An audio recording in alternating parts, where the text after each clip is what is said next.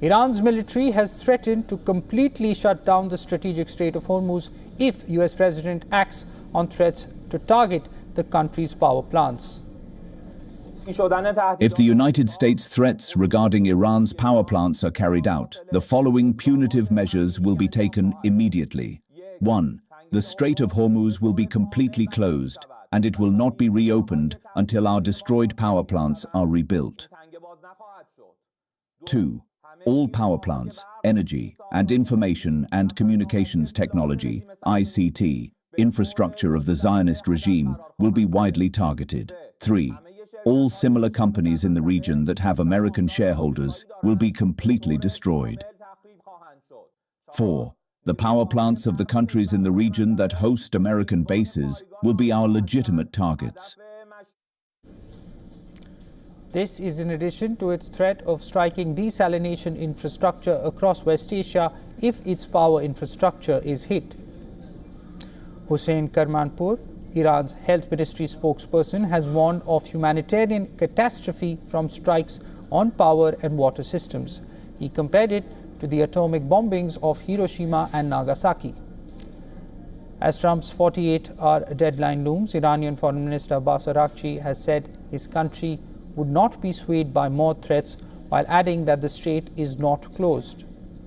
In a post on X, he said, and I quote, "Ships hesitate because insurers fear the war of choice you initiated and not Iran."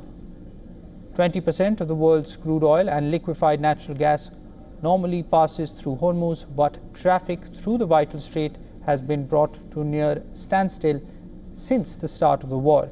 In recent days, Iran has allowed some vessels from countries it considers friendly to pass, while warning it would block ships from countries it says have joined the aggression against it. Iran's parliament is mulling imposing tolls on shipping through the strait. Parliament Speaker Mohammad Bagher Ghalibaf said maritime traffic would not return to its pre-war status. Iranian lawmaker Alauddin Borujerdi, who is a member of the parliament's National Security Committee, told state broadcaster that Iran has decided to charge some vessels $2 million to pass through. However, the embassy of Iran in India rejected those claims, saying such claims are unfounded. Amid this, Iranians in the capital Tehran staged a pro-government rally on Sunday. Many waved Iranian flags and others held images of new leader Mujtaba Khamenei. The war is now in its fourth week, with Israel and the US continuing strikes on Iran. In the latest, the Israeli army has said it has launched large-scale wave of strikes in Tehran. Blasts were heard in the Iranian capital. Earlier, the US Central Command released new videos showing strikes on various military targets in Iran. In a post on X, CENTCOM said the US forces continue to eliminate the Iranian regime's one-way attack drone capabilities. This, as Trump's Treasury Secretary says, the US may escalate its attack against Iran to be able to wind down the war.